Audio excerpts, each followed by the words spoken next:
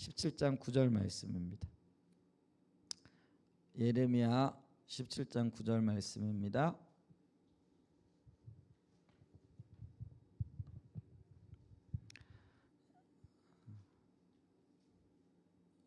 우리 한 목소리 한번 읽어볼까요? 시작.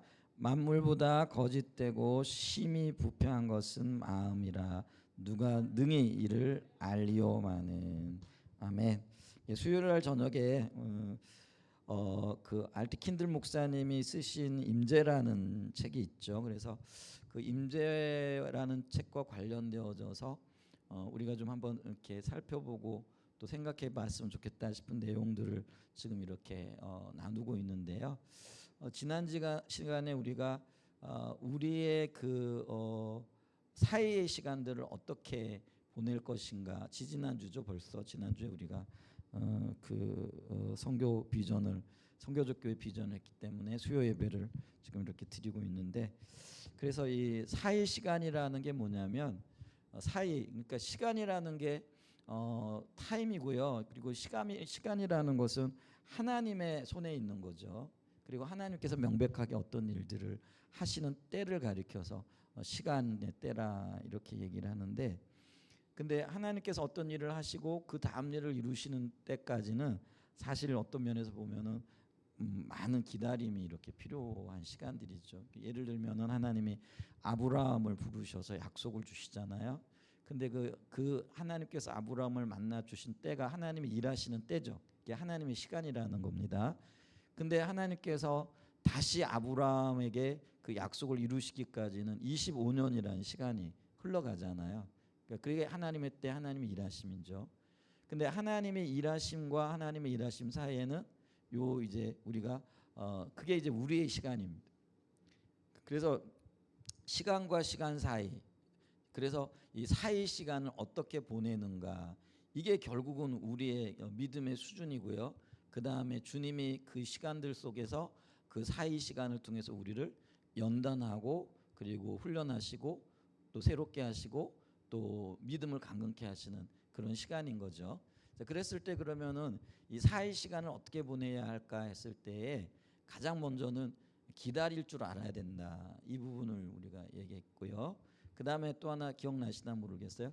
그 시간에 하나님을 예배하는 시간이 되어져야 된다. 그러니까 예배라는 거는 주님과의 만남을 추구하고 또 주님이 우리를 통치하시고 인도하셔서 하나님의 의도하신 그 의도대로 우리를 이끌어 가실 것을 기대하고 바라보고, 그 다음에 그 시간들을 주님을 높이고 또 하나님과 교제하는, 그래서 이 예배의 시간들을 보게 되어지면은 우리가 이렇게 모여 함께 예배하는 시간도 있지만은 집에서 성경 말씀을 읽고 또 큐티를 하고 그 다음에 또 앞서간 믿음의 선배들의 어떤 신앙 서적들 뭐 이런 어떤 것들을 읽어가면서 이제 주님의 뜻을 추구하고 바라보는 시간인 거죠. 그래서 예배라는 게 단순하게 우리는 어떤 공예배라든지 어떤 하나님의 일과 관련되어진 것이기도 하지만은 우리가 하나님을 어떻게 따라갈 것인가를 고민하는 그 모든 시간들이 예배와 관련되어질 수 있다라는 거죠. 이제 그러면서 또 하나 영적으로는 깨어 있어야 된다라고 얘기했을 때 이 시대가 성령 시대잖아요. 그러니까 성령의 인도하심을 우리가 바라보면서 순간순간 주님 앞에 인도하심을 받고 또 주님의 인도를 따라 한 걸음 한 걸음 나가는 것, 이게 굉장히 필요하다 이렇게 얘기를 했죠. 그래서 이게 깨어 있는 시간, 다른 말로 얘기하면 성령께 민감하고 예민한 시간이라고 이렇게 얘기할 수 있겠죠.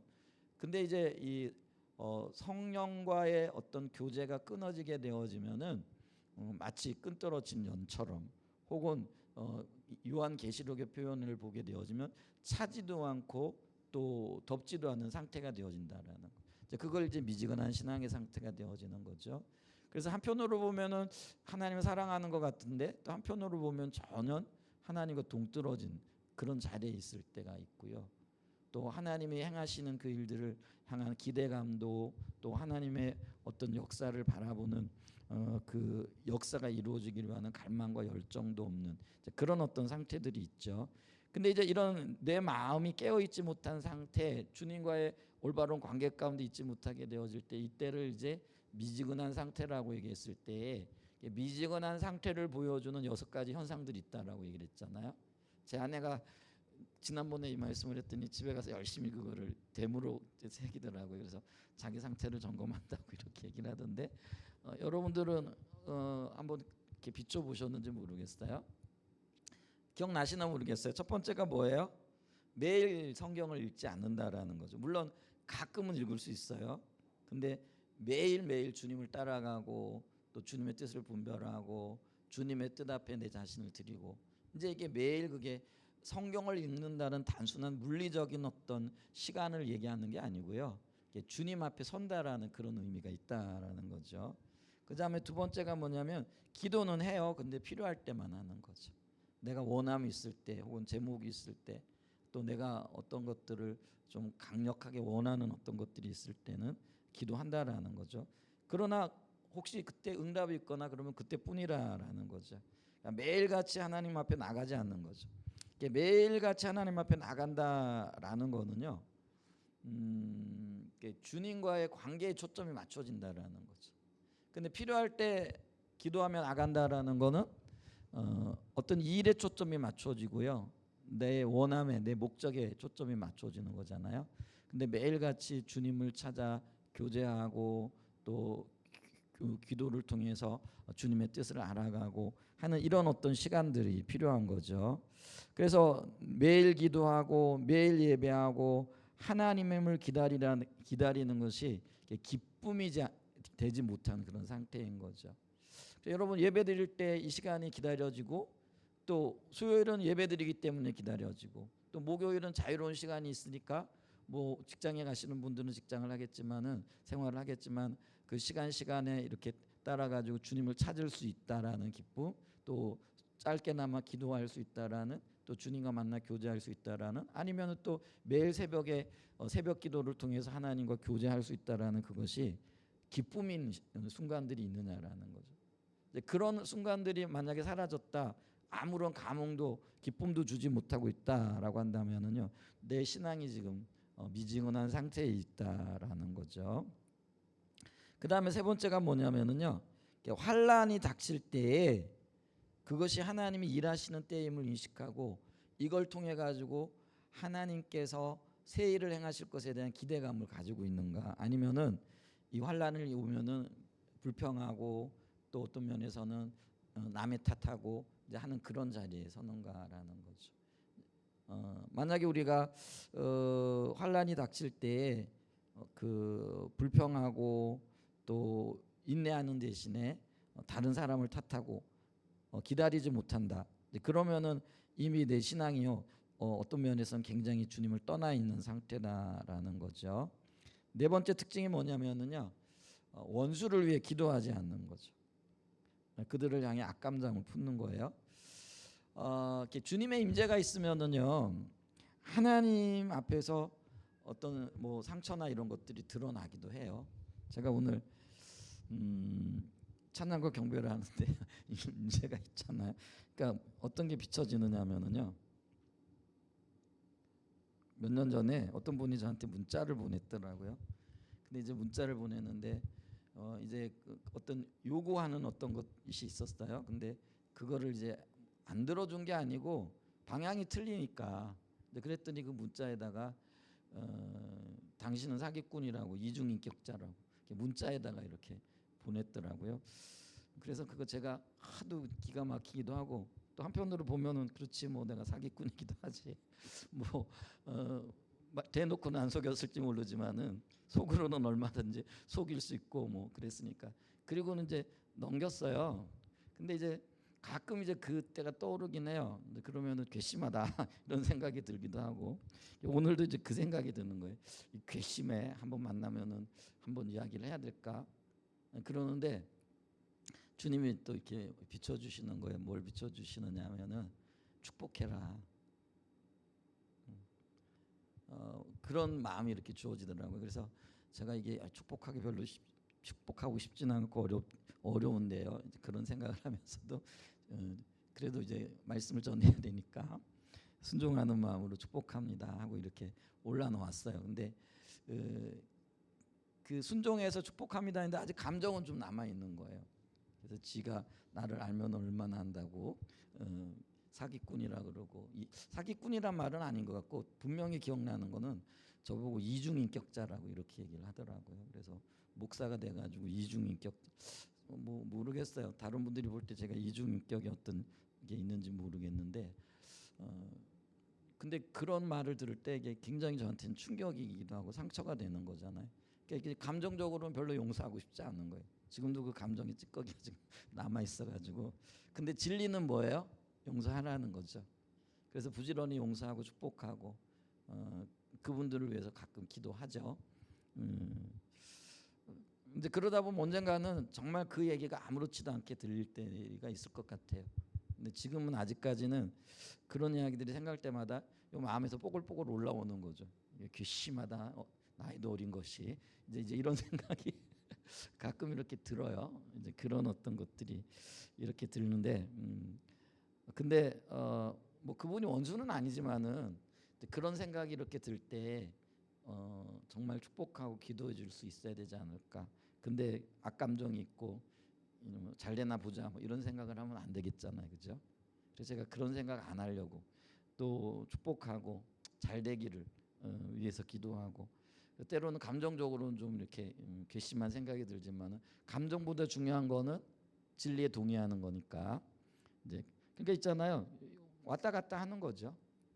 이제 그런 어떤 것들이 있어. 그래서 그래도 원수를 위해 기도해 줄 수 있다라는 것, 이게 주님을 찾고 있기 때문에 그게 가능하지 않은가 이렇게 싶고요. 그 다음에 이제 다섯 번째 우리가 미지근한 상태에 있다라는 걸 나타내는 어떤 사인이라 그럴까요?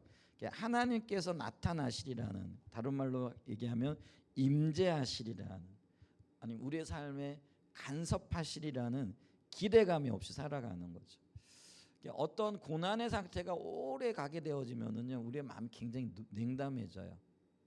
그런 상태가 되어질 수 있거든요. 그래서 처음에는 기도도 해보고 하나님께서 어떤 것들을 그 변화시켜 주실 것을 기대하고, 뭐 그게 이제 어떤 때는 육신의 연약함일 수도 있고요, 아니면은 내가 오랫동안 기대하는 것일 수도 있고요, 또 교회 목사의 입장에서 보게 되어지면 교회가 편안하게 은혜 가운데 잘 자라나는 어떤 그런 것들이 있잖아요. 근데 이제 이런 것들을 수년씩 기도하지만은, 근데 어떤 때는 그런 것들이 내가 원하는 것만큼 혹은 내가 기대했던 것만큼 이렇게 결과가 안 보여줄 때가 있죠. 근데 이게 눈에 보이는 결과이죠. 근데 그런 시간들을 통해서 하나님께서 어떤 일들을 하고 계신지는 우리가 측량할 수가 없는 영역이기도 해요, 그죠? 그래서 그것은 안 보이고 그냥 내가 기대하는 것만이 이렇게 보여지게 되니까 어떤 때는 뭐냐면 이게 뭐지? 내 삶이 헛된 건가? 내 수고가 아무런 열매가 없는 건가?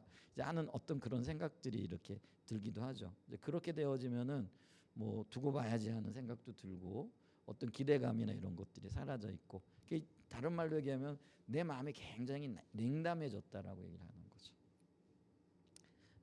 그러면 이제 더 이상 하나님이 일하실 또 약속 뭐 이런 것들에 대해서 뭐라 그럴까요? 기다리고 또 더 열정적으로 기도하고 뭐 이런 어떤 것들이 사라지게 되겠죠.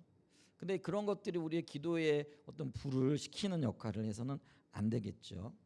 그래서 우리가 다시 한번 깨어서 주님 행하실 일들을 기대할 뿐만 아니라 주님은 지금도 살아계셔서 역사하시는 분이라는 사실을 우리가 되뇌일 필요가 있고요. 또 충분히 하나님은 그러실 수 있는 분이라는 거죠. 그래서 주님을 향한 소망을 놓지 않는 그런 저와 여러분이 되었으면 참 좋겠습니다. 그래서 주님이 나타나시리라는, 임재하시리라는, 하나님이 일하실 거라는 그런 기대감이 없이 살아가고 있다면은 내가 지금 신앙이 문제가 있어요. 미지근한 상태가 되어졌다라는 거죠. 그 다음에 여섯 번째는 뭐냐면, 이게 이제 다섯 번째하고가 맞닿아 있는 거긴 한데, 경제적인 번영을 하나님께서 나와 함께 하시는 증거로 삼는다라는 거죠. 그러니까 아까 얘기했듯이 목사 입장에서 교회가 원하는 대로 성장하고 경제적으로도 어려움이 없고 뭐 이런 것들, 혹은 우리 여러분들 같은 경우에는 뭐 자녀들 잘 되고 또 뭐 학교도 잘 가고 직장도 잘 다니고 돈도 많이 벌고 또 내가 원하는 어떤 일들이 착착착착 이루어지는 이제 어떤 이런 것들이 하나님의 함께 하시는 어떤 증거들로 생각한다라는 것. 근데 과연 그러냐라는 거죠. 우리가 성경을 보면은요. 이렇게 모든 것들이 잘 된 사람들은 결국은 주님을 떠나더라고요. 초창기에 정말 하나님을 깊이 경험했던 사람들, 예를 들면 사울 왕도 그렇잖아요.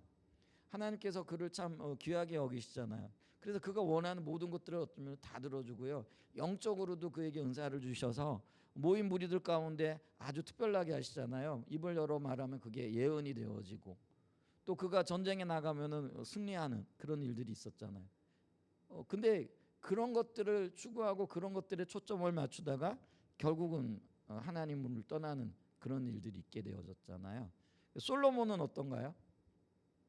정말 놀라운 것들을 하나님이 주셨잖아요. 그리고 전무후무한 부와 지혜를 얻었던 사람이잖아요. 근데 그의 결과가 어떻게 됐냐? 근데 그가 하나님을 찾지 않으니까 결국은 초점이 인생의 어떤 성공이라든지 보여지는 어떤 명예라든지 이런 것들에 초점을 맞춰져 있는 거죠. 그러니까 결국은 주님을 떠날 수밖에 없는 이렇게 상황이 되어졌다라는 거죠. 그렇기 때문에 우리는요, 우리에게 일어나는 혹은 주어지는 어떤 일들이 하나님이 나와 함께 하시라는 한다라는 어떤 증거로 삼아서는 안 된다라는 거죠. 그게 아니라는 거예요. 그럼 우리가 어떻게 해야 될 건가? 주 안에서 내가 얼마나 주님을 닮아가고 있는가. 그래서 보세요. 고난이 나로 하여금 주님을 닮아가고 주님을 더 가까이 찾게 되어지는 일들이라면은 그거는 고난이 아니고요, 유익이 되어진다라는 거죠. 그래서 고난 당한 것이 내게 유익이라 내가 주의 율례와 규례를 배웠다 이렇게 고백하는 것들을 우리가 보게 되어지잖아요. 그렇기 때문에 우리는 내가 원하는 어떤 것들이 주어지는 경제적인 번영이 주어지는 것을 인하여 하나님 나와 함께 하시는 증거로 삼는 거는 그것이 내 기쁨이 되어지면은요. 대부분의 경우 주님을 떠나게 되어지는 어떤 면에서는 시초가 되어질 수 있다라는 거예요. 근데 우리가 요한계시록을 보면은 이렇게 미지근한 사람을 어떻게 하시겠다고요? 토해내겠다라고 이렇게 말씀을 하고 계시잖아요. 그렇기 때문에 우리가 우리의 영적인 상태를 보면서 이 사이 시간, 그러니까 시간과 시간의 사이인 거죠. 하나님의 역사하시고 또 새로운 어떤 일들을 이룰 때 이게 사람마다 조금씩 다 다를 수 있어요. 아브라함에게는 그게 25년 혹은 이삭을 드리기까지 40년. 또 모세는 하나님께서 그를 광야에 보내시면서 또 미디안 광야에서 찾아오시기까지 40년. 뭐 이런 어떤 시간 차이가 있을 수는 있을지 모르지만은 반드시 그 시간들이 사이 시간이 있는데 그 사이 시간들을 우리는 그 주님을 기다리고 예배하고 깨어 있어야 된다라는 거죠. 그래서 우리가 다음 시간을 맞이할 수 있는 거예요. 그러니까 하나님의 역사하심을 경험했는데 이게 마지막이 아니라 새로운 역사가 되어지는 그때를 맞이할 수 있다라는 거죠. 그래서 이 사이 시간을 잘 보낼 수 있는 은혜가 있어야 되겠고요. 그러면서 그것과 관련해서 오늘 좀 보기를 원하는 게 알티킨들 목사님이 이거를 거룩한 자극이라는 단원에서 다루고 있는데요. 이게 거룩한 자극이라는 건 뭐냐면은 우리가 왜 팔꿈치로 이렇게 사람을 건드리게 되어지면은 이렇게 느끼게 되잖아요. 그런 걸 보면서 어떤 자극을 받게 되어지고 어떤 면에서는 그 어떤 부담감을 느끼게 되어지는 이제 그런 어떤 건데 이렇게 얘기하면 잘 모를 거예요. 근데 예를 제가 하나 들어볼게요. 이 알티킨들 목사님이 그 마틴 로이드 존스 목사님 뒤를 이어가지고 웨스트민스터 교회죠. 영국 성공회 교회이기도 한데요. 그곳에서 이제 목회를 하셨잖아요. 근데 이분이 한 80년대쯤이었던 것 같아요. 그 영국의 런던에 그 아서 블레시라는 목사님이 런던을 방문하게 되어진 거예요. 근데 이 아서 블레시 목사님 어떤 분이냐면은요. 올해 84세 나이로 1월 초에 소천하셨어요. 근데 이분이 하나님의 어떤 특별한 인도로요. 그 3.5m 정도 되어지는 요 십자가가 한 35m, 3.5m 정도, 12피트인데 우리나라 저기라면 3.5m 정도 될 것 같아요. 그러니까 저런 큰 십자가를 지고요, 걸어서 그 지구촌 곳곳을 돌아다니면서 복음을 전한 거죠. 그러니까 보죠. 어떤 사람이 저렇게 큰 십자가를 끌고 걸어가고 있어요. 그러면 사람들이 궁금할 거 아니에요. 아니 왜 당신은 그 무거운 십자가를 지고 그렇게 걸어서 세계 여행을 하고 있느냐. 그래서 이분이 한 40년 동안 지구를 한 바퀴 반을 돌았다 이렇게 얘기를 하더라고요. 그래서 그곳에서 만나는 많은 사람들, 그러니까 여러 사람들을 만났더라고요. 예를 들면 미국에서는 대통령을 만나기도 하고 조지 부시 같은 분도 만났고요. 그 다음에 저기 이스라엘에 가가지고는 이스라엘의 수상, 그 다음에 그 팔레스틴 지역에 가서도 그곳에 대표하는 사람들 이렇게 만나서 복음을 전하기도 하고 하는 이제 그런 아주 독특한 사역을 했던 분인 것 같아요. 근데 올해 이제 돌아가셨는데, 근데 그게 1980년대니까 꽤 오래됐잖아요. 지금으로부터 한 40년 전 얘기가 돼가는데 런던을 방문하는 기회가 있었어요. 근데 이제 이그 알티 캔들 목사님이 담임하는 그 웨스트민스터 교회는 영국 성공회를 대표하는 그런 교회예요. 그렇게 쉽게 얘기하면은 우리나라식으로 따지면은 뭐 한국의 그 영락교회라든지 뭐 이 정도의 어떤 위치를 가지고 있는 교회죠. 근데 그런 교회들이 대부분 전통적인 교회잖아요. 그래서 어떤 새로운 문화 또 새로운 어떤 사역 이제 이런 것들을 받아들이기가 쉽지 않아요. 예를 들면은 영락교회에서 우리처럼 찬양과 경배로 이렇게 예배를 드린다. 특별히 낮 예배 시간에 그렇게 드린다. 이게 참 쉽지 않을 거예요, 그죠? 그러니까 예전처럼 그 찬송가라든지 뭐 이런 걸 동원해 가지고 혹은 악기를 이렇게 새로운 악기를 받아들이는 것도요. 어떤 면에서는 쉽지 않아요. 전통적인 교회에서는 저항이 있다라는 거죠. 근데 이제 알티킨들 목사님이 이분은 그래도요 이 출신 자체가 나사렛 교단 출신이거든요. 미국의 나사렛 교단 출신이다 보니까 이 나사렛 교단은요 어떤 면에서는 성령의 임재와 부흥 운동을 경험했던 교단 출신인 거죠. 그러니까 그 DNA 속에 그게 있고요. 끊임없이 그래서 이분은 어떤 성령의 임재, 기름 부음 뭐 이런 부분들에 대해서 굉장히 관심을 가지고 있었던 분이죠. 그래서 사실 마틴 로이드 존스 목사님이 이분을 후임 목사로 선택했던 이유 중에도 하나가 그거라는 거죠. 마틴 로이드 존스 목사님도 하나님의 부흥에 대해서 굉장히 관심이 많이 있잖아요. 그래서 우리가 왜 그 부흥이란 책, 그 굉장히 유명한 책이거든요. 근데 그 책들을 쓰기도 하셨던 분이고 또 그분 마음에도 이 성령의 임재에 대한 그런 어떤 열망이 있었기 때문에 후임 목사님을 알티킨들 목사님으로 뭐랄까 이렇게 세운 거죠. 근데 이제 이 아스블레시 목사님이 그런 일을 한다라는 거는 특별한 성령의 인도하심이 없이는 안 되거든요. 그리고 매일 복음의 현장에 서서 수백 명의 사람들을 만나고 그로 인해서 수천 명의 사람들이 주님께로 돌아오는 기적과 같은 일들이 날마다 나타나는 어떤 일이 있는 거죠. 그게 이제 어떤 면에서는 성령의 뒷받침과 인도하심을 복음 현장에 서 있는 사람들, 선교사님들은 그런 것들을 더 예민하게 느낄 수 있잖아요. 이제 그런 어떤 사역을 펼치고 있는데 그분이 런던으로 왔다, 십자가 끌고 런던으로 오셨겠죠. 왔다라는 이야기가 들리니까 우리 교회에 와가지고 좀 설교를 좀 해주십시오. 근데 이것도 사실은 쉽지 않은 그런 결단이었는데 어떻게 됐거나 그렇게 해가지고 이 아스블레신 목사님이 그 교회에 와가지고 저녁 예배를 인도하게 되어졌다라는 거죠. 그러니까 관심 있는 사람들이 이분 표현으로 얘기하면은 그 교회의 의자를 다 채우고 복도까지 사람이 찰 정도로 많이 왔다라고 이렇게 얘기하더라고요. 그런데 이제 설교하기 전에 그분이 아스블레신 목사님 뭐라고 얘기를 하냐면은 제가 설교를 마치고 난 다음에 그 결신자 초청을 해도 되겠습니까? 이렇게 할 겁니다라고 이렇게 얘기를 한 거예요. 근데 이게 굉장히 당혹스러운 거죠.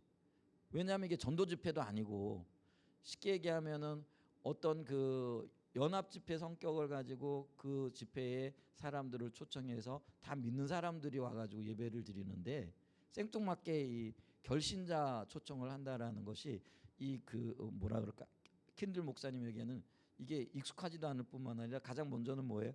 이거 교인들이 어떻게 받아들일까?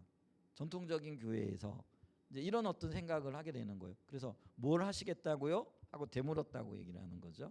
그랬더니 복음을 전하고 결신자들, 그러니까 예수 믿겠다고 하는 분들을 초청해 가지고 그분들을 위해 기도해 줄 겁니다. 이렇게 얘기를 하는 거죠. 그래서 빤히 쳐다보는데 강사가 와가지고 그렇게 하겠다는데 못하게 할 수는 없잖아요. 그래서 원하시면 그렇게 하시죠. 그랬더니 반드시 그렇게 할 겁니다. 그리고는요, 복음을 전하고 난 다음에 정말로 그분이 결신자들을 초청을 했는데요, 수십 명이 나오더라는 거예요. 그러니까 이때까지 없었던 일들이고 생각도 못했던 일들인데 수십 명의 사람들이 반응하여 나오고 예수님을 믿게 되어지고 또 그 시간에 놀라운 은혜가 있고 성령이 함께 하시는 것들을 목격하게 되어진 거죠. 그랬을 때 이 그 알티킨들 목사님 마음속에 어떤 생각이 드냐면은 이분을 좀 붙잡아야 되겠다. 그래서 이분과 잠깐 동안이라도 동역하는 어떤 시간을 좀 가져야 되겠다 하는 마음이 불쑥 들어오는 거예요. 근데 이분의 사역 방향과 이 그 두 분의 어떤 사역 방향이나 이런 것들이 너무 틀린 거예요. 그러니까 이 아서 블레신 목사님은 세계를 돌아다니면서 복음 전도를 하는 사역을 하시는 분이고, 이분은 전통 교회에서 쉽게 얘기하면 말씀 가르치고, 물론 성령의 임재에 대한 어떤 관심이 있고 그것이 있지만 그거를 전통 교회에서 드러내놓고 막 할 때 반발이 있고 막 이런 어떤 형편 가운데 있는데, 이분을 붙잡아 가지고 그 교회에서 사역을 함께 좀 일시적으로 하겠다고 했을 때 교인들이 어떻게 생각할까, 이 두려움이 있는 거잖아요. 그러니까 그래서 이 마음이 확 들긴 하는데, 이게 이제 성령이 주신 생각이긴 한데 여기에 순종하고 그거를 어떤 말하기까지가 생각은 굴뚝 같고 해야 되겠다는 그런 마음은 드는데 이거를 이 얘기를 해야 되나, 어떻게 해야 되나. 그리고 또 말했다고 했을 때 이분이 그 우리 교회, 그러니까 웨스트민스터 교회의 어떤 형편들과 영적인 분위기를 보고 뭐 함께 하겠다라고 응답을 할까 하는 그런 여러 가지 어떤 생각이 드는 거죠. 그래가지고 이분이 책에 보게 되어지면 며칠이 지나고 난 다음에 다른 이제 이분을 만날 기회가 있어가지고 그 얘기를 했다라는 거죠. 근데 그거를 우리가 그 성령께서 주시는 생각, 그러니까 성령께서 주시는 생각이었는지 아니면은 그게 어떤 자기 생각인 건지 아니면은 그거를 사단이 준 생각인지, 그러니까 이제 이거를 우리는 다른 말로 얘기하면은 요새 표현으로 얘기하게 되면 성령의 감동이라 얘기를 하는 거죠. 그러니까 이런 어떤 생각을 훅 집어넣어 주는데 그게 이제 다른 말로 얘기하면 거룩한 자극이에요. 근데 이 거룩한 자극이 우리가 하나님께서 우리에게 하나님의 의중과 의도를 알릴 때, 혹은 우리가 다른 말로는 성령의 음성을 듣는다 혹은 성령의 감동을 받는다고 했을 때, 항상 감동을 받는 데는 세 가지 루터가 있잖아요. 그러니까 세 가지 길이 있잖아요. 그게 성령으로부터 오기도 하지만은 자기 자신으로부터 오기도 하고 때로는 그게 사단으로부터 올 수도 있다라는 거예요. 여러분, 마귀도 우리에게 생각을 집어넣을 수 있고요, 감동을 집어넣을 수가 있어요. 그게 이제 요한복음 13장 2절에 보게 되어지면은 마귀가 가룟 유다에게 예수를 팔 생각을 넣어줬더니 그게 자극인 거예요.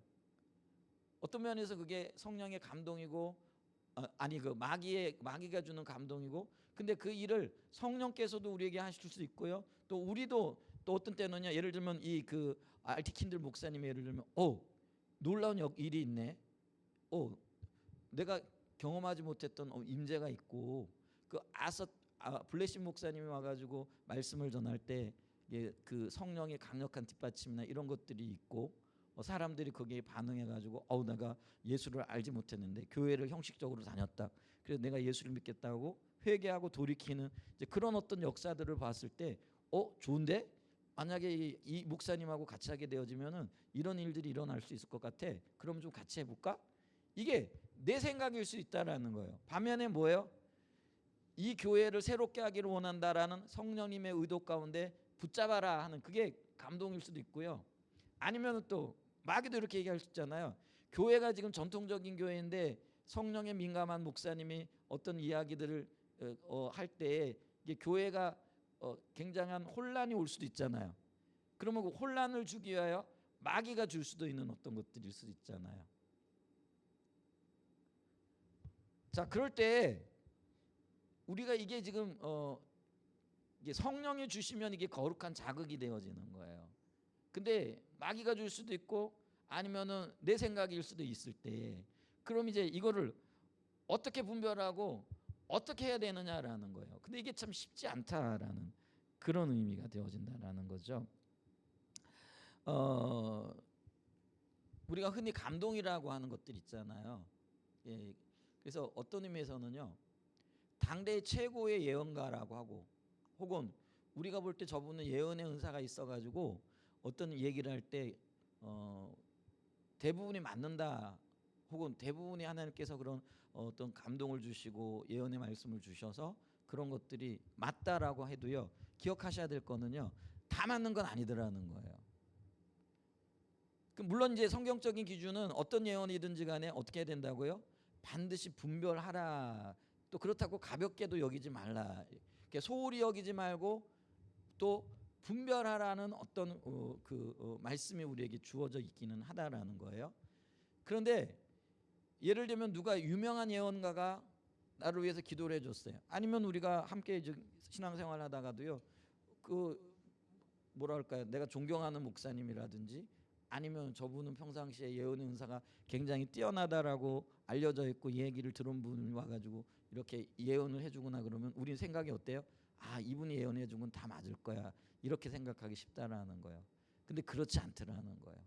근데 그러면 그분의 예언에 어떤 문제가 있고 그러면 예언을 하는 분이 어떤 문제가 있어서 그러냐? 그게 아니고요, 일부러 하나님이 그렇게 하신다라는 거예요. 왜냐하면은 만약에 그분의 예언이 100% 맞다, 그래서 그러면 사람들은요, 그분의 예언을 집중적으로 신뢰하고 그분의 예언에 매달리게 되어진다라는 거예요. 근데 하나님은 그렇게 안 하신다라는 거예요. 그래서 일부러의 어떤 경우에는요, 하나님께서 그런 것들을 깨시는 작업을 하신다라는 거예요. 그렇기 때문에 어떨 때는 우리가 받은 어떤 감동들도요, 기다려 보면서 또 분별해 가면서 하나님의 의도가 뭔가 이런 것들을 봐야 되는 어떤 필요성이 있다라는 거죠. 그러면서 또 어떤 면에서 보면은요, 그런 어떤 우리에게 마음의 감동이 왔을 때 잘 분별이 안 되고 내가 생각하는 대로 끌려갈 수 있는 그 이유 중에 하나가 뭐냐면은요, 그게 뭐냐면 자기 의가 있기 때문에 그렇다라는 거예요. 그러니까 오늘 우리가 말씀을 읽었잖아요. 만물보다, 예레미야 17장 9절 말씀에 만물보다 심히 부패한 게 뭐라고요? 우리 사람의 마음이라는 거예요. 그러니까 사람은요, 하나님의 의를 쫓고 하나님의 뜻을 따라가기보다는요, 항상 본능적으로 자기가 앞서게끔 돼 있다라는 거죠. 그러니까 자기가 앞서니까 자기가 원하는 쪽으로 해석해 나가는 거죠. 그러니까요, 하나님이 바르게 말씀하셨을 때에도 어떤 때는 우리는요, 자기 식대로 그걸 받아들이기 때문에 이 감동이 때로는 하나님의 어떤 의도들이 이루어질지 못할 때가 참 많이 있다라는 거예요. 자, 그랬을 때 예를 들면은 베드로 같은 경우도요, 주님께서 이 베드로 제자들에게 이렇게 물으시잖아요. 마태복음 16장에 보면은 너희는 나를 누구라고 하느냐 그랬을 때 베드로가 뭐라고 대답해요? 주는 그리스도의 살아계신 하나님의 아들이시니다고 정확하게 대답을 하잖아요. 그랬더니 예수님이 바요나 시몬의 아들 바요나 시몬아, 근데 하여간 네가 복이 있도다 이러면서 칭찬해 주시잖아요. 근데 칭찬을 듣는 그 순간에 이게요, 그 칭찬이 자기 의로 갚버리는 거예요. 그래서 예수님께서 이제 십자가를 얘기하잖아요. 그래서 우리가 십자가에서 죽을 것에 대해서 예언을 하시고 내가 그 일을 위하여 이 땅에 왔다라고 했을 때 베드로가 냉큼 뭐라고 얘기를 해요? 자기 의에 충만해가지고 아니, 예수님의 그런 일은 없을 겁니다. 오히려 예수님을 이렇게 다른 곳으로 이렇게 모시고 간 게 데리고 간 거죠. 제자가 예수님을 데리고 가지고 예수님을 꾸짖는 리부크라 이렇게 표현하고 있잖아요. 이제 그런 장면이 연출되어지는 거예요. 근데 그게 뭐냐면은요, 결국은 사람 속에 이게 자기 의가 있고요. 그리고 이 자기 의는요, 조건만 충족되어지면은 언제든지 튀어나올 수 있다라는.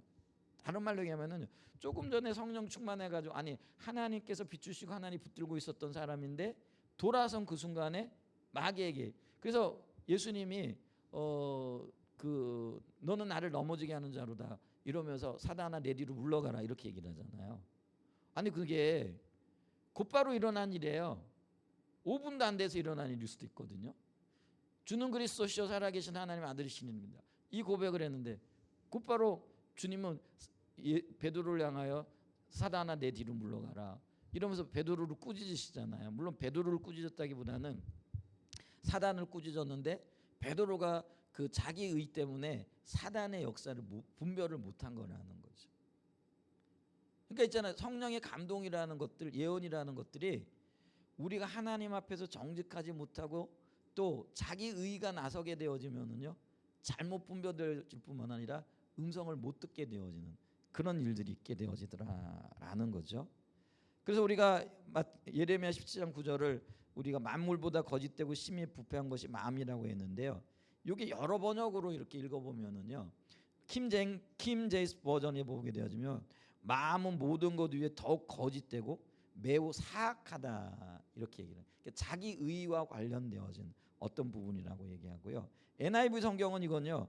만물보다 거짓되고 치료할 수 없는 게 마음이라 이렇게 얘기를 한다라는 거죠. 그러니까 누가 마음을 이해할 수 있겠는가라고 이렇게 얘기를 하는 거죠.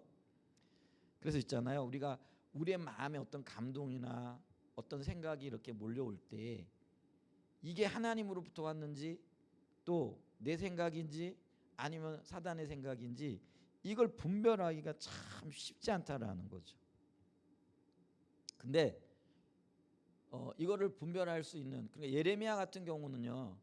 하나님으로부터 말씀을 받아서 전했는데 누구도 안 받아들이잖아요. 그래서 결국은 예레미야를 사람들이 죽이잖아요. 근데 결국에는 예레미야가 말했던 대로 이루어져서 이 예레미야가 참 선지자인 게 드러나게 되어지잖아요. 근데 이 예레미야가 어떻게 그 수많은 사람들이 반대하고 듣지 않고 욕하고 심지어는 죽이기까지 하는데도 불구하고 그것이 주님께로부터 온 말씀이라고 끝까지 전할 수 있었느냐라는 거예요. 자, 여기서 굉장히 중요한 이야기를 제기를 하는데 그게 뭐냐면요. 받은 그 말씀에 내가 생명을 걸어도 되겠는가라는 거죠. 그러니까 예레미야는요. 자기가 그 하나님의 말씀을 받았어요. 받았을 때 그 말씀에 자기의 생명을 걸었다라는 거죠. 만약에 내가 살 길을 찾았다 그러면은요. 어떤 면에서 보게 되어지면은요. 자기 소리를 들었을 것 같아요. 근데 이게 너무나도 분명하기 때문에 하나님 앞에 내 생명을 드릴 수 있을 것이라고 확신할 정도의 어떤 분명한 어떤 그런 그 하나님의 음성을 들었기 때문에요. 그는요 정말로 그 말씀을 수많은 사람들이 반대함에도 불구하고 끝까지 그거를 전할 수 있었다라는 거죠. 과연 그러면 우리가요 감동이라고 받는 어떤 성령의 음성들을 우리가 내 목숨을 걸 수 있는가? 내 목숨을 걸 의향이 있는가? 아니면은 만약에 그런 어떤 정도의 각오까지 되어진다면 그거는 아마 성령께서 주신 것일 거예요. 근데 만약에 이 자극의 출처, 그러니까 이 감동의 출처가 성령님이 아니면은요, 내가 목숨을 걸 수 없을 정도고 그리고 슬그머니 뒤로 이렇게 뭐랄까요, 뭐저 이렇게 꽁무니를 뺀다든지 아니면은 그것 때문에 치료할 어떤 대가들이 무섭게 느껴지고 또 어떤 면에서는 감당하지 못하겠다 이렇게 되어지면은요, 이게 주님으로부터 왔는지 안 왔는지 심각하게 좀 따져봐야 할 필요가 있다라는 거죠. 그것 때문에 이 그 알트킨들 목사님이 굉장히 고민을 하게 되어졌다라는 거죠. 그러니까 분명히 성령의 어떤 그 본인이 느낄 때 성령의 음성인데 그걸 확신할 수 있겠는가라는 거죠. 이게 이제 고민이 되죠. 이 고민이라는 게 어떤 분별되어져야 할 어떤 얘기인 거죠. 그랬을 때 이제 이분이 굉장히 고민을 하다가 며칠이 지나고 난 다음에 그 아스 블레시 목사님을 만나가지고 나하고 잠깐 좀 우리 교회에서 같이 협력을 하십시다라고 얘기했을 때에 그 블레싱 목사님 뭐라고 했냐면 내가 하려고 하는 대로 내버려 둔다면은 내가 함께 동역을 하겠다 이렇게 얘기를 하는 거죠. 그러니까 이분도 이제 좀 염려가 됐던 것 같아요. 저기 이게 전통적인 교회에서 좀 뭐 하려고 하면은 이건 안 됩니다, 저건 안 됩니다. 뭐 이런 간섭을. 그러니까 내가 내 마음대로 사역할 수 있도록 허락을 한다면 내가 당신하고 동역을 하겠습니다. 그래가지고 오케이가 됐다라는 거죠. 근데 이제 나중에 그 얘기를 해요. 이것이 성령으로부터 온 것이 분명했고 그것 때문에 우여곡절도 겪었고 자기 인생에 있어서 가장 어떤 극적인 결정이었고 그것 때문에 많은 욕도 얻어먹었다 그래요.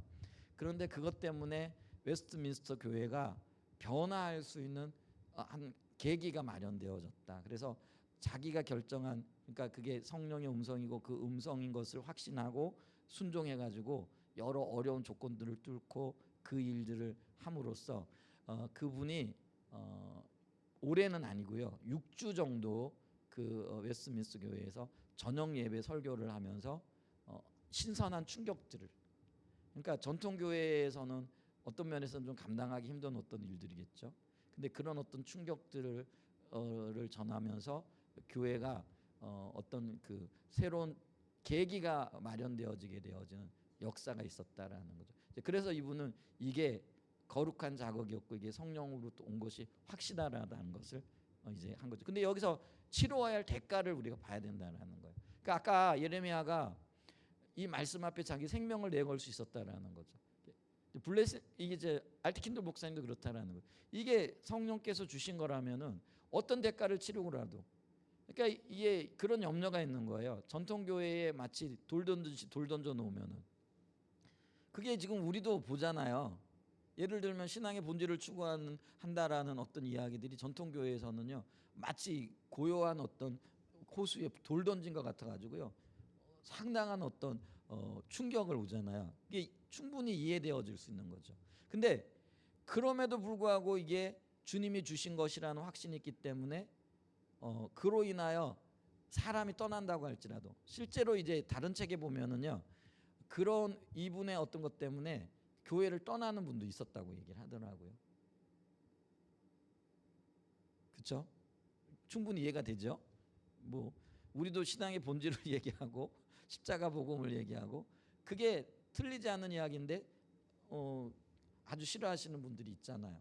그것 때문에 어떤 면에서는 고통도 겪기도 하고 이제 이런 일들이 있는 거죠. 근데 문제는 뭐냐? 그게 성령으로부터 온 말씀. 그러니까 거룩한 자극이라고 한다면은 그 자극 앞에 우리가 자기를 기꺼이 내려놓을 수 있고 순종할 수 있겠느냐라는 거예요. 그게 되었을 때 그게 성령이 하신 일이라는 것이 좀 더 명백하고 분명하게 드러난다라는 거죠. 그렇기 때문에 이 그 알티킨들 목사님은요 그 뭐라고 이렇게 얘기를 하냐면은 자신의 일상의 기도 제목이 이건데 그게 뭐냐면은요 주님 무엇이 육신의 생각이고 마귀의 유혹인지 무엇이 성령의 뜻인지 신속하게 감지하여 오직 성령의 자극만을 붙잡게 하옵소서. 그러면서 그분은요 나는 매일같이 이 기도를 한다라고 이렇게 고백을 하고 있더라고요. 책에 보게 되어지면은. 근데 그러면서도 이렇게 기도한다고 해가지고 내가 성령의 인도를 매 순간 받는다라는 보장이 없다라는 거예요. 자 그러면 성령 인도를 받기 위하여 이분 또 얘기를 하는 거예요. 그러니까 매 순간 기도할 뿐만 아니라 성령의 거룩한 자극을 자기 것으로 만들고 그것이 내 삶 속에 이루어질 때 어떤 대가를 치르고라도 순종하고 그 자극의 역사가 일어나기를 원하는 그 마음이 있어야 된다라는 거죠. 근데 열망만 가지고는 안 된다라는 거예요.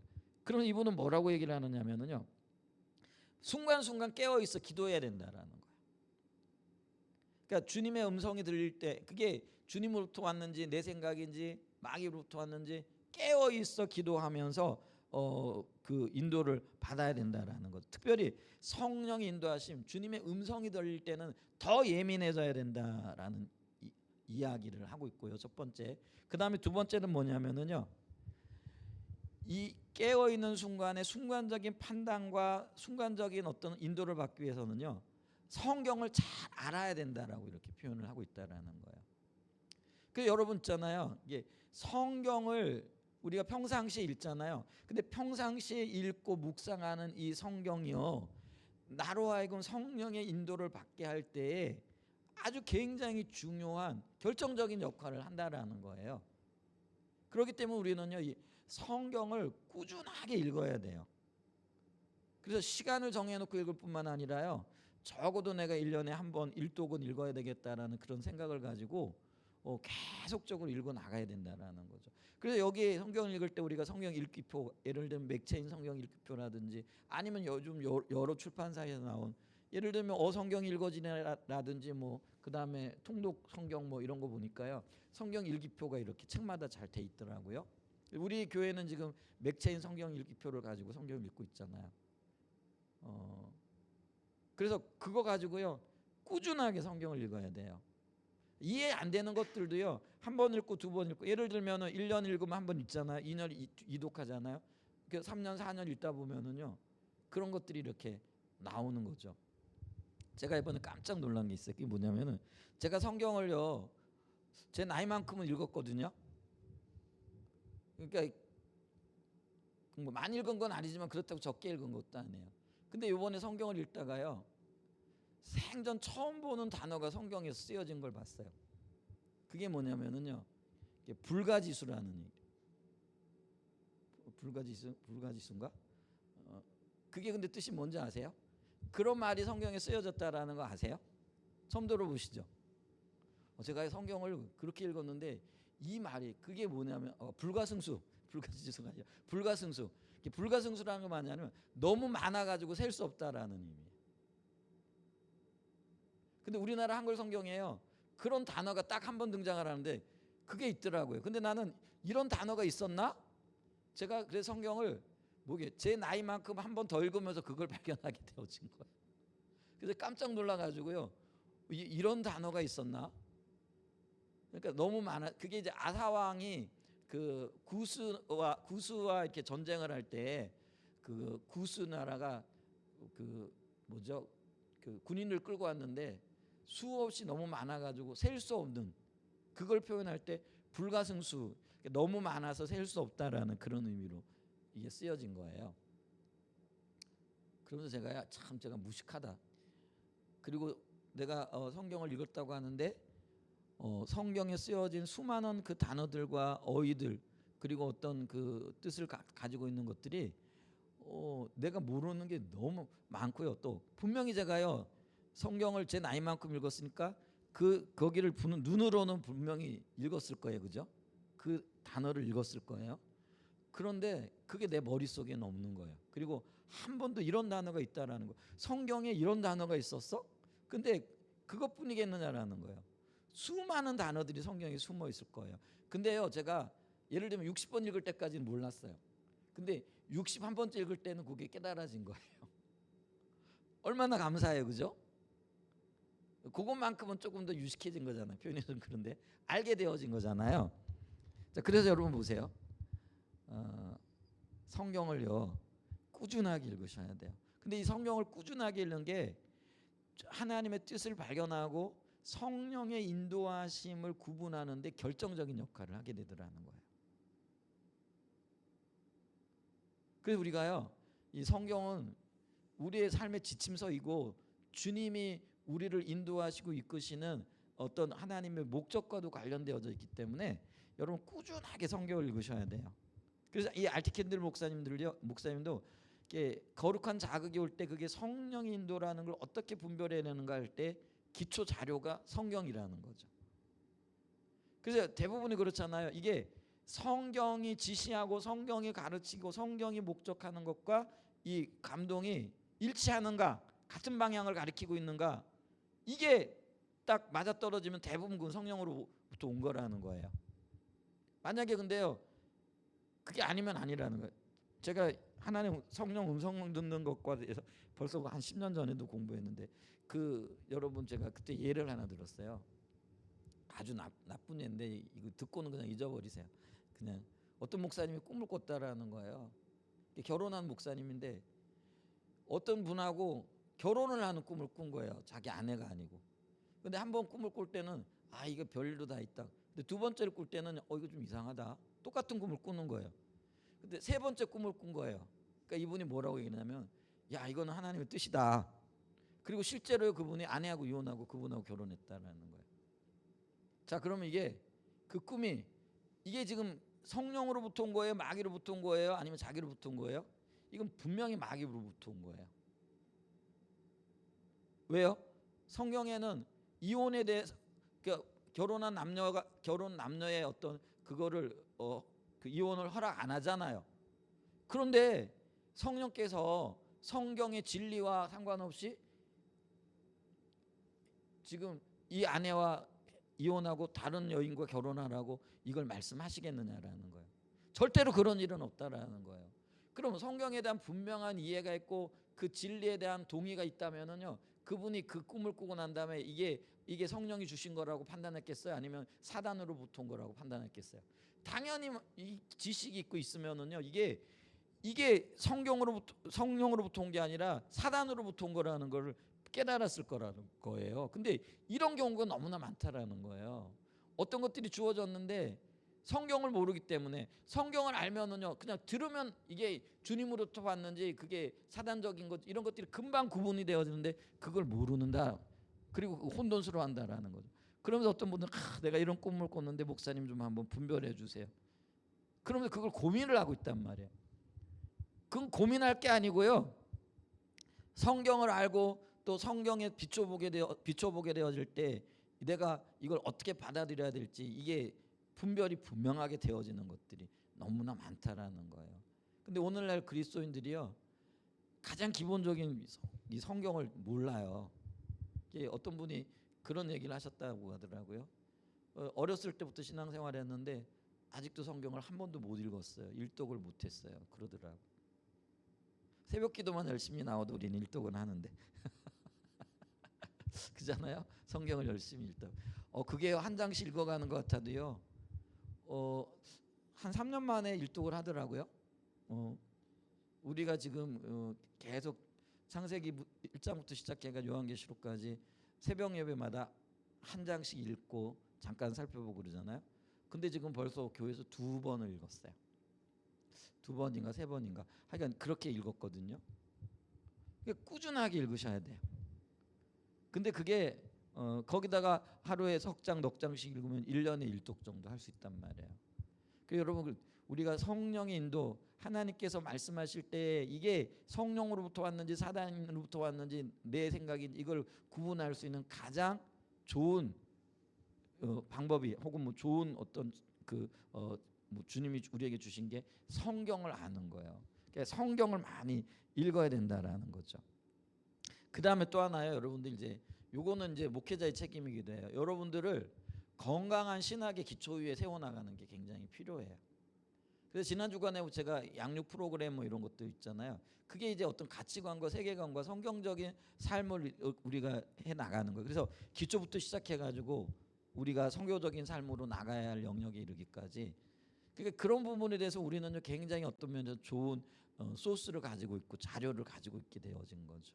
거기다가 제가 조금 더 욕심을 내면은요, 신학교에서처럼요, 여러분들에게 예를 들면 그 성경에 대한 어떤 기초적인 것들, 뭐 개론 같은 것들 있잖아요. 이런 것들을 좀 배울 수 있었으면 참 좋겠다 이렇게 싶어요. 근데 사실 신학교에서도 요즘 이런 것들을 자세하게 가르치지는 않더라고요. 저도 그걸 그렇게 배우지는 못했어요. 시간이 너무 짧기 때문에.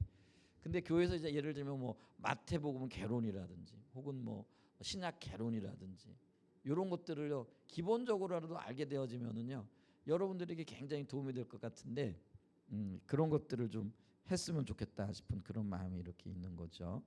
그래서 우리가 이 복음주의적이고 또 어떤 면에서는요, 그 건강한 어떤 신학에 이렇게 세워질 필요가 있는 거죠.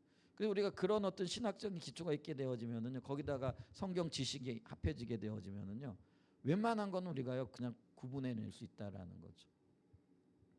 그래서 우리 성령의 임재라는 거는요, 어떤 면에서는 주님이 우리를 인도하심이잖아요. 근데 인도하심이 하나님의 음성을 들려주시고 하나님의 계획을 들려주심으로써 우리를 이끌고 가시는데, 예를 들면 아까 캔들 목사님이 이 목사님을 좀 붙잡아야 된다, 그 이제 마음이 온 거예요. 근데 그게 성령의 인도하심이었다라는 거예요. 근데 이게 성령의 인도함인지 자기 생각인지 이거를 구분을 해내야 되잖아요. 분별을 해내야 되고.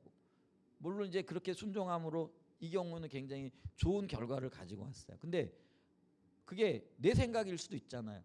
혹은 사단이 주는 것일 수도 있잖아요. 그래서 이 자극들을 어떻게 우리가 주님이 기뻐하시는 관점에서 그거를 분별해낼 수 있겠는가? 그게 굉장히 중요하다라는 거죠. 그게 예를 들면 뭐 어떤 분들은 마치 자기가 직통 계시 받는 것처럼, 그래서 자기가 받는 모든 것들은 옳은 것처럼. 그래서 어떤 예언자들은요, 어떤 그 예언의 은사 있는 분들은요, 자기가 받은 모든 어떤 예언들은 다 옳다라고 생각을 해요. 근데 그런 일은 없다라는 거예요. 일부러 의도적으로 하나님 그렇게 안 하세요. 만약에 그렇다면 그 사람이 하나님인 거예요. 우리가 그걸 기억해야 돼요. 그래서 아무리 뛰어난 예언가라고 할지라도요, 반드시 분별해야 됩니다. 근데 그 분별이 뭐예요? 깨어 있어야 되고요, 우리 자신이. 그 다음에 성경에 기초해야 되고요. 그 다음에 건강한 신학적 기초 위에 서야 됩니다. 그리고 늘 우리는요, 어떤 그 감동이나 어떤 성령의 자극이 있을 때요, 이게 100% 오를 거다, 내가 받았기 때문에 오를 거라 이렇게 생각해서는 안 된다라는 거예요. 반드시 분별하셔야 되고요. 그리고 어떤 때는 교차 검정을 받으셔야 된다라는 거예요. 그럴 때 우리가 어떤 영역에 있어서는요, 하나님의 거룩한 자극을 잘 받을 뿐만 아니라 그 자극을 받아서 하나님의 뜻을 이루어가는 그런 믿음의 사람들이 되는 거예요. 근데 여기서 이제 내가 의롭다라는 생각을 내려놔야 된다. 베드로도 아까 자기가 의롭다고, 내가 의로우니까 하나님이 이런 칭찬을 하셨지, 예수님이 칭찬, 그러니까 금방 넘어지잖아요. 그러니까 욥기도 보면은요, 욥과 세 친구들이 싸우는데 결국은 욥은요, 자기 의의 문제를 가지고 있거든요. 그러니까 이게 어떤 그 뭐랄까 평행선을 걷고 있다가 나중에 하나님이 나타나셔서 욥이 얼마나 그 뭐랄까요, 자기가 이렇게 하나님의 관점에 비춰준 자기가 보여지니까요, 자기 의가 내려지는 거죠. 그러니까 자기가 죄인입니다 이렇게 고백할 수밖에 없는. 근데 자기 의가 있으니까요, 친구들에게는 뭐예요? 나는 의롭다, 나는 너희들보다 낫다, 이게 이런 주장을 하잖아요. 근데 하나님의 관점에 서게 되어지니까 자기가 얼마나 죄인인 것이 보여지고요, 형편없는 모습이 보여지는 거예요. 그러니까 우리 안에 이게 내려져야 된다라는 거예요. 그리고 우리 중에 누구도요, 우리가 받는 어떤 그 말씀들이 혹은 성령의 감동이 100% 오른 사람 없어요. 의도적으로 하나님 그렇게 하신다라는 거예요. 그렇기 때문에 항상 점검받아야 되고요. 그 다음에 우리가 이 아까 얘기했듯이 성령의 인도를 따라서 깨어 있어 기도하는 가운데, 그 다음에 성경의 관점에서 비춰봐야 되고요. 올바른 신학적인 토대를 가지고 이 부분들을 분별해 나가는 것들이 절실하게 필요하다라는 거죠. 근데 그럴 때 우리가 성령의 인도를 성공적으로 받을 뿐만 아니라 이 거룩한 자극을 통해서 우리의 신앙이 활력이 되어지고 또 주님이 하시고자 하시는 일들을 아름답게 열매 맺고 나가게 되어질 줄 믿습니다. 이렇게 우리가 주님의 임재를 사모하고 주님과 동행하는 자리에 늘 설 수 있는 은혜가 있기를 예수님의 이름으로 간절히 축복하고 축원드립니다. 아멘.